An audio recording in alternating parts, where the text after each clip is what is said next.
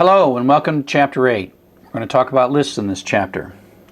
Up to now we've been talking about algorithms. Algorithms are the concept in computer science of using the programming language to express the steps that you want the computer to go through to solve the problem. Read some data, convert it to a floating point number, check to see if it's greater than 40, do one thing if it's greater than 40, do another thing if it's not, then print out the result. Or open a file, read everything. If the first line starts with something, do something. If not, skip it, and then add all the things up. Those are steps. Those are a series of steps, and hopefully by now you're getting to the point where you have a good understanding of steps.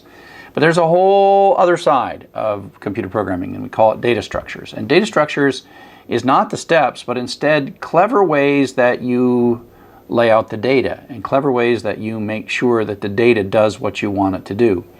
And so that's what we're going to start talking about now. Lists are the first and the simplest data structure. Strings are kind of like data structures, but lists are probably our first real data structure that we're going to think about and design and make use of effectively.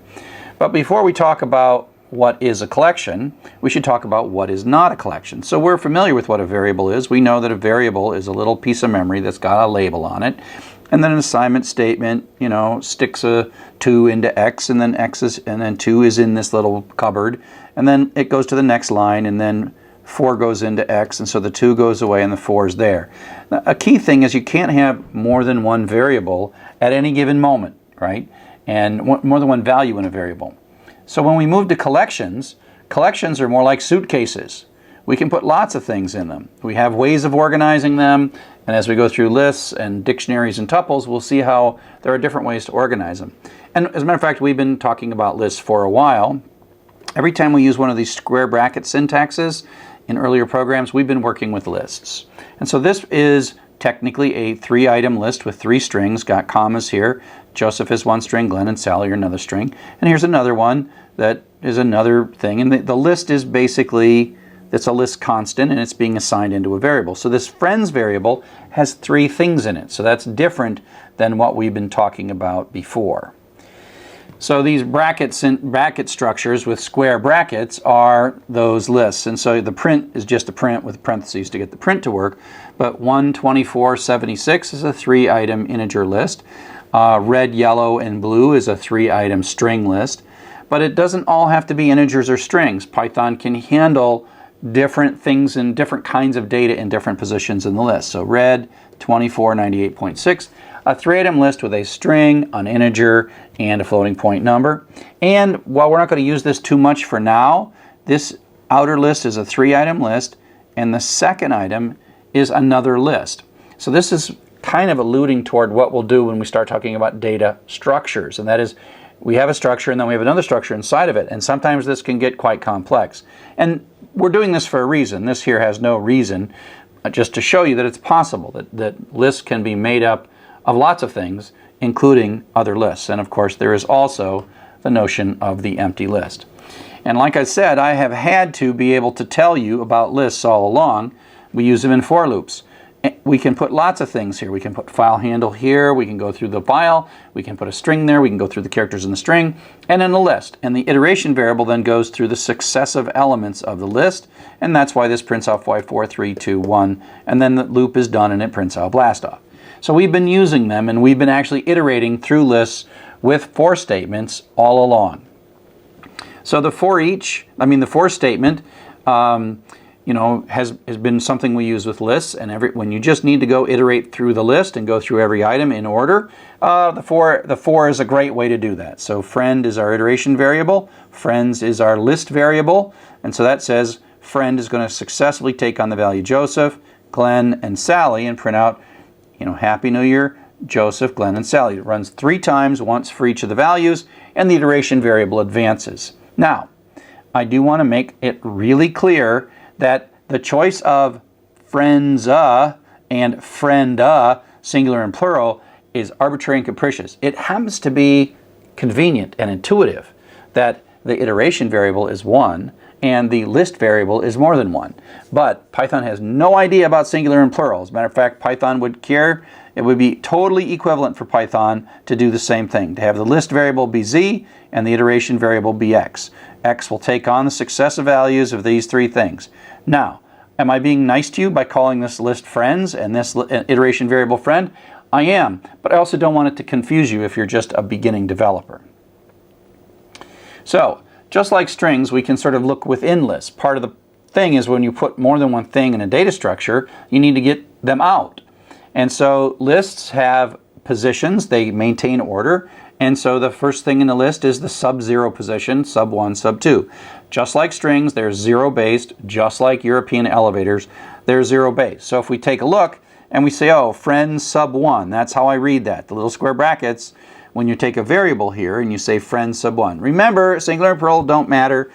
Friend sub-1 means Glenn, because this is the 0 and that's the 1, and then Sally's the sub-2, and so that's what prints Glenn out in this particular thing.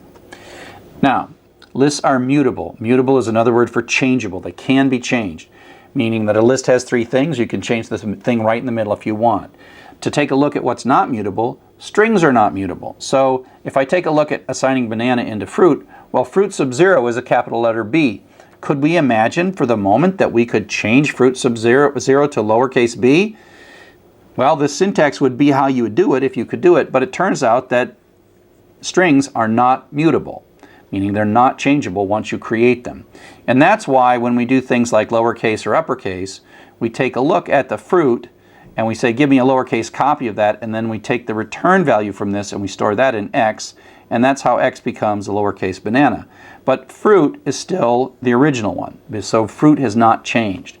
Compare and contrast that with a list though. Here we have a 5-item list, 2, 14, 26, 41, and we're going to do the sub-2 position, and the sub-2 is 0, 1, 2, so that's that one right there, and we're going to assign a 28 into it. So that 28 is going in here, going to wipe that out and put 28 in. So we can do item assignment in lists by putting a bracket syntax on the left-hand side to say, don't just put it in the variable, put it in this position within the variable. So that's what that's doing, and when you print that out, the 28. Everything else is unchanged, meaning the whole list is there. There could be 1,000 items in the list, and then you're changing the second one. We have a function called len. We've been using this len function all along to take a look at how long strings are. It counts the number of characters in the string, so that's a 9-character string. If we have items in a list, len tells us how many items there are. It's not like how many characters there are, it's the number of things. And each thing doesn't have to be a number. It could be a number, a string, or even another list. And len is the way to say, hey, how many things are in there? There's a function that returns a list of numbers, and we use it, as we'll see in a second, to construct specialized loops to go through lists. So let's take a look at this range function just for a minute. So range takes as its parameter the number of numbers that you want returned. So I'd like a 4-item list with the numbers 0 up to but not including 4. And so it just turns out that that is really useful for constructing for loops that are counted for loops that go to 0 to the 1 to the 2, as compared to the the definite loops that go each way, go through each one. And so it's a common thing to say, okay, we know how many things are in this list. There are 3 friends, and if I combine range and len, so I take len friends, which is 3, and then I take range sub 3, I get 0, 1, and 2. And so the interesting thing is this 0 corresponds to the first one, 1 corresponds to the second one, and 2 corresponds to the third one. Okay?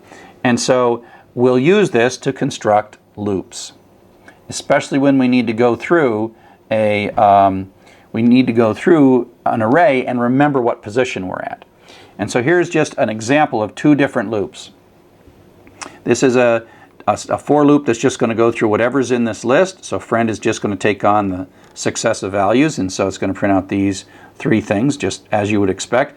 And if you don't need to, while you're going through the loop, know the position, your relative position from the top in the loop, that's okay. But sometimes you want a little more sophisticated loop, and instead you want to be able to loop through where you know the position. And so what we do instead is, instead of looping through the list itself, we do range len friends, which gives us 0, 1, 2, and then I takes on the successive values 0, 1, and then 2.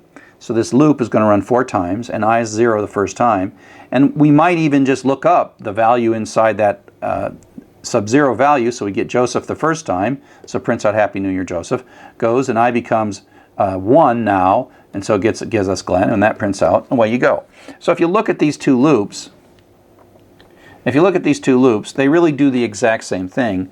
The only difference is this we allowed the for to find its way with the iteration variable through, and here we created our own I variable that went through the positions, and they're dense, there's no gaps in here, so it's 0 through 2 that it goes through. So these two are equivalent. There will be times when you'll want to use one and the other. I tend to prefer the first one because it's prettier as long as it works for me.